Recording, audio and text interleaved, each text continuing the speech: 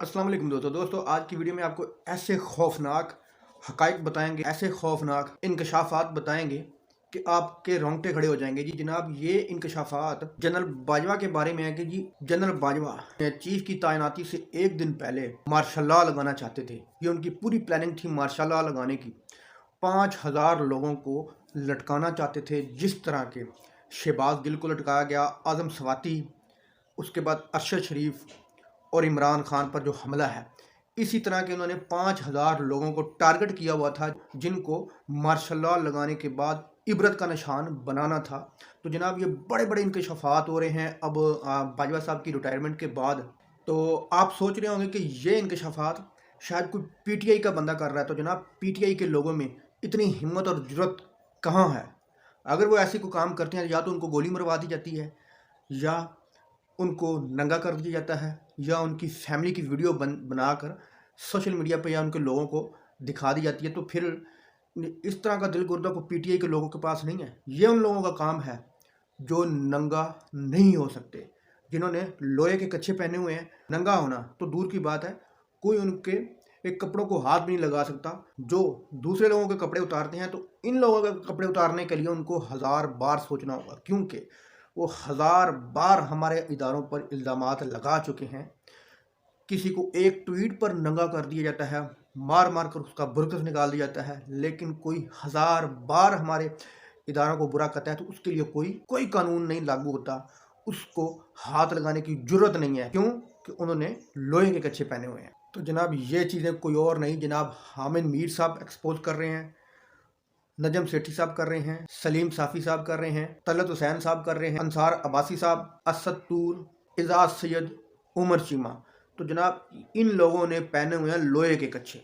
ये जो मर्जी कहते रहें, किसी की हिम्मत नहीं है इनको नंगा करना। तो दूर की बात है, इनको कोई टच भी कर जाए तो ये बंदे ये कहानी बनाने की कोशिश कर रहे हैं। तो जनाब, हामिद मीर साहब का एक कॉलम आपको नज़र आ रहा होगा। उस कॉलम में उन्होंने ये लिखा है कि ये नून लीग ने जिनका नाम आर्मी चीफ के लिए दिया था आसिम मुनीर साहब, तो इमरान खान का ये कहना था कि मैं कभी भी इन चोरों का बताया हुआ बंदा आर्मी चीफ नहीं बनने दूंगा। तो इस्टेब्लिशमेंट का ये ख्याल था कि इमरान खान इनका बंदा नहीं बनने देंगे, वो समरी पर साइन नहीं करने देंगे आरिफ अलवी साहब को, सदर साहब को, जिससे मुल्क में इंतशार पैदा होगा, जिससे आर्मी चीफ की जो तैनाती है वो रुक जाएगी। आर्मी चीफ तैनात नहीं हो सकेगा आरिफ अलवी के साइन ना करने से, तो मुल्क में एक जवाब बनेगा। तो इस जवाब को हम मद्देनज़र रखते हुए मुल्क में मार्शल लॉ लगाएंगे। ये कह रहे हैं जनाब हामिद मीर साहब। बाजवा साहब की ये सोच थी, हामिद मीर साहब का ये कहना है। तो जनाब, रात आपने सुना होगा कि 2 अरब रुपए बांटे गए हैं, किनको? टोकरा साफियों को, टोकरा ग्रुप ऑफ चैनल्स को।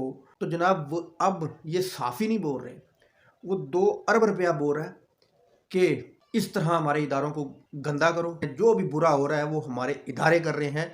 इस चीज़ की इन लोगों ने, इन टोकरा साफियों ने कीमत ली है, इदारों को बदनाम करने की, मुल्क को बदनाम करने की, सच्चे और ईमानदार लीडर इमरान खान जैसे बंदे को बदनाम करने की। पहला फैक्ट तो ये है। दूसरी वजह ये हो सकती है इदारों पर हमला आवर होने की, इन टोकरा साफियों की।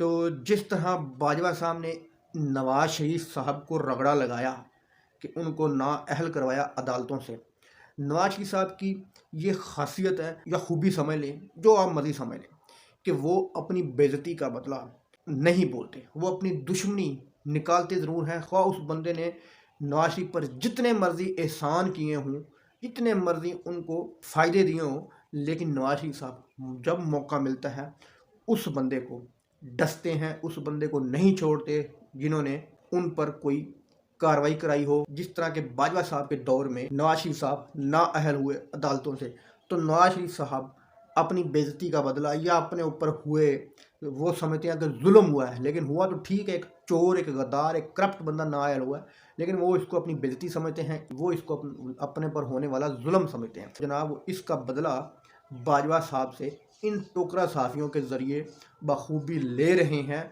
आगे आगे देखिए कि ये टोकरा साफी कितने बड़े बड़े इल्ज़ामात हमारी इस्टेब्लिशमेंट पर लगाएंगे। दोस्तों, वीडियो अच्छी लगी तो लाइक करना, चैनल को सब्सक्राइब करना। अल्लाह हाफ़िज़।